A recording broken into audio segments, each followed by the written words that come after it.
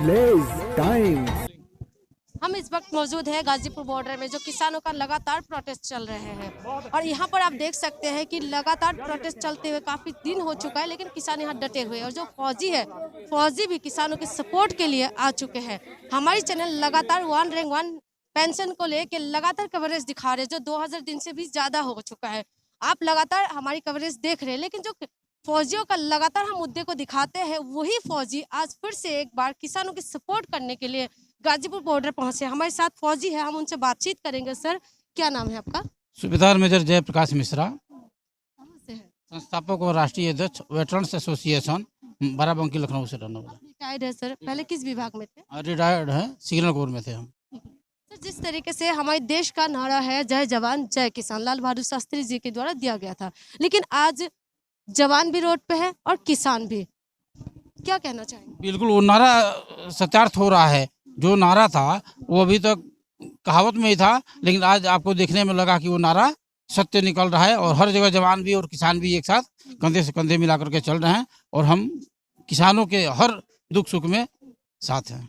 जिस तरीके से आप कह रहे हैं कि लगातार ये चल रहा है, आप लोग कंधे से कंधे मिला के चल रहे हैं, लेकिन उसमें भी एक सवाल ये है कि जिस तरीके से किसानों को बदनाम किया जा रहा है, आरोप लग रहा है कि खालिस्तानी है, पाकिस्तानी है, चाइना से बाहर से सपोर्ट मिल रहा है, अलग अलग तरीके के इनके ऊपर आरोप लग रहे हैं। उसमें आप जवान हैं, लेकिन क्या कहेंगे कि इस तरीके से आपकी पेरेंट्स ही, क्योंकि आप किसानों का बेटे ही जवान बनते हैं, कैसा लगा? नहीं, ये बिल्कुल सरासर गलत है, और ऐसा कुछ भी नहीं है। क्योंकि हमने 16 तारीख से इधर आए हुए हैं, बीच बीच में जाते आते हैं, लेकिन 2000 हमारे पूर्व सैनिक सभी पोस्टों पर हैं और देख रहे हैं।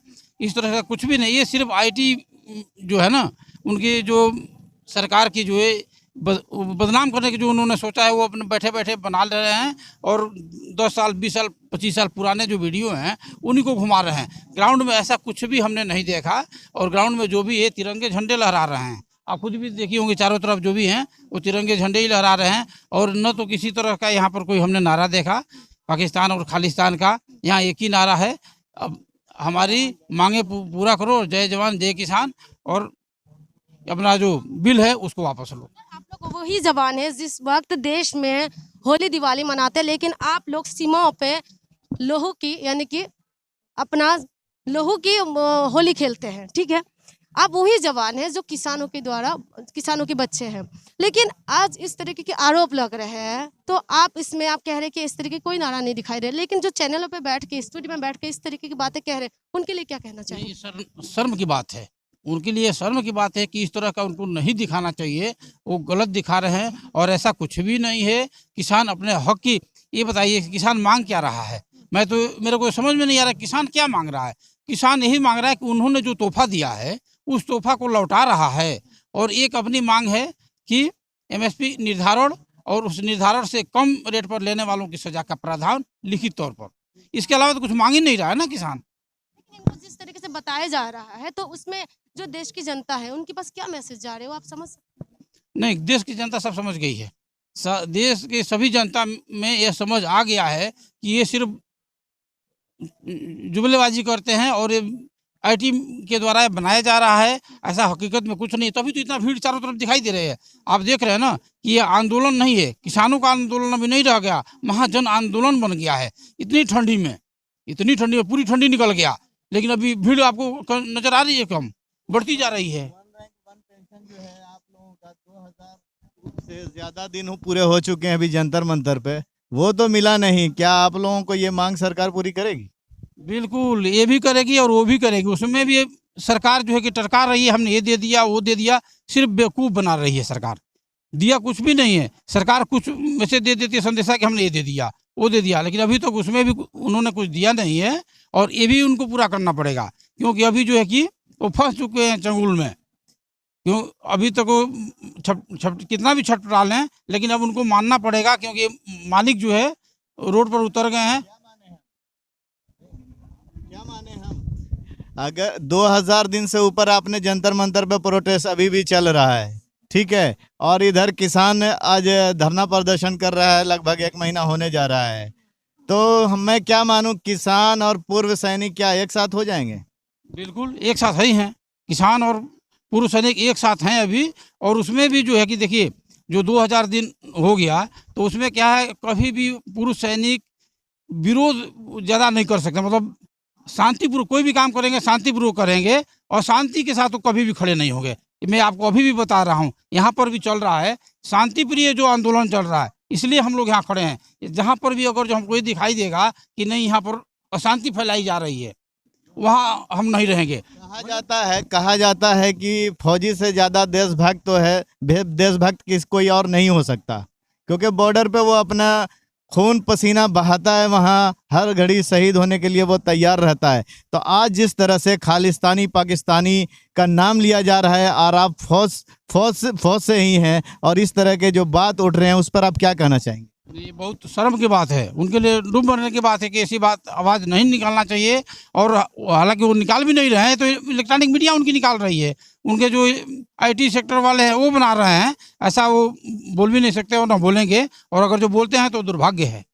किसानों को जिस तरीके से बताया जा रहा है बीजेपी नेता के द्वारा, आपने सुना होगा कि दोगले हैं, इस तरीके की भी जुबान, इस तरीके की बातें भी कह रहे, तो इसमें आप लोगों को सुन के कैसा लग रहा है? बहुत दुख की बात है, ऐसा कुछ नहीं है, दोगले नहीं हैं, देशभक्त हैं, किसान भी देशभक्त हैं, ये अन्नदाता हैं, अन्न उपजाते हैं, ये कभी किसी से किसान लेते नहीं है, देते आए हैं और देते रहेंगे। किसानों के वोट के द्वारा ही वो लोग पहुंचे वहां तक, और उसके बाद सीट मिलने के बाद इस तरीके की बयानबाजी से क्या लगता है सर?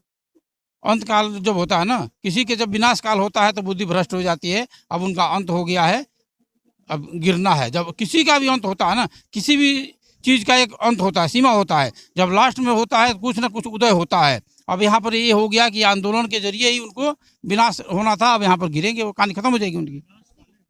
सर कब तक आप लोग यहाँ पर डटे रहेंगे? जब तक किसान है तब तक रहेंगे? बिल्कुल बिल्कुल, हम डटे हैं, जब तक फैसला नहीं होता है तब तक हम रहेंगे। सर ये अभी आप लोग टोटल कितने लोग होंगे? 2000 से ज़्यादा हैं तीनों पर। ज्यादा तो रात को यहाँ पर? हाँ रुकते हैं, हर जगह रुकते हैं। आप भी सर, आपका क्या नाम है? जी, मैं राष्ट्रीय सचिव वेटरन्स एसोसिएशन अनुराग लठवाल, पूर्व सैनिक संगठन ऑल इंडिया, चंडीगढ़ से आया हूँ। विभाग से रिटायर्ड है? मैं इंजीनियर बम डिस्पोजल में था, बारूदी सुरंग स्पेशलिस्ट।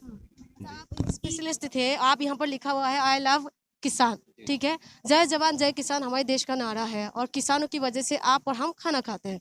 लेकिन सर ये किसानों की जो आज हालत है, ये देख के एक जवान है आप, कैसा लग रहा है? अभी मैं इतना ही कहना चाहूँगा कि लगातार मोदी सरकार देश को 4 आदमी चला रहे हैं, मोदी, अमित शाह, अडानी और अंबानी। ये चारों के चारों दलाल साबित हो चुके हैं और ये लगातार हमले कर रहे हैं। अब जवान, किसान, मजदूर, इनको एक रणनीति बनानी पड़ेगी। रणनीति बनाने के बाद में 2024 में जो अभी ये गड्ढे हमारे लिए खोद रहे हैं, हमें भी इनके लिए गड्ढे तैयार करने हैं, और उन गड्ढों में इनको ही नहीं, कांग्रेस जितने भी दल हैं सबको दफन करना होगा। और इसके लिए हमारा संगठन ऐसी कार्रवाई करने जा रहा है। हम भारत के 6,32,205 गांवों में, हर गांव में हमारे 300 से 400 के बीच में पूर्व सैनिक मौजूद हैं। हम हर गांव में तिरंगा यात्रा निकालेंगे, लोगों को जागरूक करेंगे, स्कूलों में, कॉलेजों में, यूनिवर्सिटियों में राष्ट्रवाद की लोगों के अंदर भावना को पैदा करेंगे। और जो राजनीति है, लोग बोलते हैं गंदी है, तो इसके लिए हम अच्छे लोगों को प्रेरित करेंगे कि भाई इस कचरे को आके साफ करो। तो आप न्यू इंडिया की बात कर रहे हैं, तब मोदी जी ने भी तो कहा है कि हम न्यू इंडिया बनाएंगे। वो सारा देश देख रहा है कि न्यू इंडिया कैसे बन रहा है, और ये केवल पूंजीवाद की तरफ बढ़ा रहे हैं देश को। यह बिल्कुल भी एक्सेप्ट नहीं है। सबका साथ सबका विकास जो कहते हैं और सबका विश्वास जीतने की बात करते हैं, लेकिन अभी आप देख रहे हैं कि जिस तरीके से कोरोना की वजह से, आपने देखा होगा पहले भी ऐसा एक प्रोटेस्ट हुआ था जो शाहीन बाग में था। शाहीन बाग में सीए को लेकर जिस तरीके से प्रोटेस्ट हो रहे थे, कोरोना की वजह से वहाँ पर बंद कर दिया, खत्म कर दिया।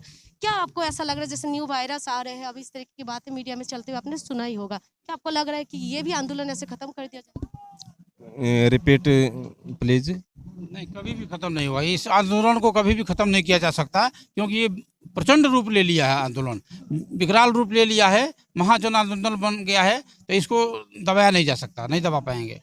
जिस तरीके से वो लोग बड़ी बड़ी रैलियां करते हैं, जैसे अमित शाह जी अभी बंगाल में आपने देखा ही होगा, लेकिन वहां पर कोरोना नहीं है, लेकिन यहाँ पर किसानों के लिए कहते हैं कि कोरोना। आप देखिए, खुद ही देखिए, उनके घर पर, उनके दरवाजे पर हम आए हुए हैं, यहाँ नहीं मिल रहा है, और जहाँ पर चुनाव हो रहा है वहाँ पर चले जा रहे हैं, वहाँ पर कोरोना नहीं है। यहाँ पर तभी यहाँ पर भी कोरोना नहीं है। अब यहाँ पर क्यों नहीं आ रहे हैं? यहाँ पर भी तो कोरोना नहीं है, लाखों आदमी इकट्ठे हैं, कहाँ कोरोना आ रहा है? किसी को कुछ नहीं हो रहा है। तो जय जवान जय किसान कहते हैं, और आप लोग हैं फौज से रिटायर्ड है, ठीक है, आप किसानों के साथ खड़े हैं, लेकिन अगर हम देखते हैं थोड़ा आगे तो वहाँ पर भी जवान खड़े हैं किसानों के रास्ता रोकने के लिए, क्या कहेंगे? जी, वो खड़े जरूर हैं, लेकिन वो किसानों के बेटे हैं, वो किसानों के साथ में ही हैं। जी, किसानों के बेटे किसानों के साथ में हैं। ये थे हमारे साथ। आपका कुछ और सवाल है?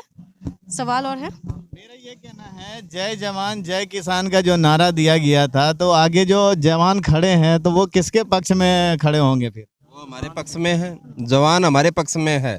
मोदी सरकार बिल्कुल अपने दिमाग से, भेजे से इस चीज़ को निकाल दे कि आप हमारे ऊपर बलपूर्वक प्रयोग करके किसान आंदोलन को कुचलने की कोशिश करोगे या फिर हमारे को नुकसान पहुंचाने की कोशिश करोगे। ऐसा बिल्कुल भी नहीं होगा। कभी भी बेटा बाप को गोली नहीं मार सकता। जितनी भी पुलिस है, जितनी भी फोर्स है, सब हमारे बेटे हैं। और जब हमारे को ज़रूरत पड़ेगी, इन देश के गद्दारों को चंबल घाटी गैंग बोलेंगे हम इनको चंबल घाटी की गैंग बोलते हैं। जो संसद है ना, आप लोग बोलते होंगे, हमारे लिए ये सारे के सारे हरामी नेता चंबल घाटी के डाकू हैं। आप लोग तो फौज से रिटायर्ड है सर, आप लोग कैसे मानते हैं? जी, ऐसे मानते हैं हम। ये हरामखोर है, एक नंबर के चोर। इनको हमने घुटनों के बल चलाना है। इनको लेह लद्दाख में जहाँ -56 डिग्री होती है, वहाँ पे इनको इनके तंबू लगाने हैं हमने और ड्यूटी करानी है। इनकी हम हालत खराब करेंगे, आप देखते जाओ। देखिए, फौजियों का बहुत बड़ा ऐलान है। ये लोग पूर्व सैनिक है, और आप देख सकते हैं कि किस तरीके से ये लोग कह रहे हैं कि जो नेता है, नेता के बारे में क्या बोला हो तो आपने सुना है, लेकिन फिलहाल ये देखने वाली बात है कि कब तक ये जो सेना है यहाँ पर डटे रहते हैं किसानों के साथ, जबकि आपको पता है कि आगे अगर बढ़े तो आगे भी जो पुलिसकर्मी है, जो जवान है, वो डटे हुए हैं। देखना यह है कि किसानों के कानून कब तक वापिस होते हैं और इनका जो मांग है कब तक सरकार मानते रहेंगे, क्योंकि सरकार पीछे हटने के लिए तैयार नहीं है और किसान है कि डटे हुए हैं। देखना है कि इनका हौसला कब तक ऐसे बने रहेंगे। जो किसानों की मांग है, इसे लगातार कवरेज हम आपको दिखाते रहेंगे। तब तक आप लोग हमारे साथ बने रहिए।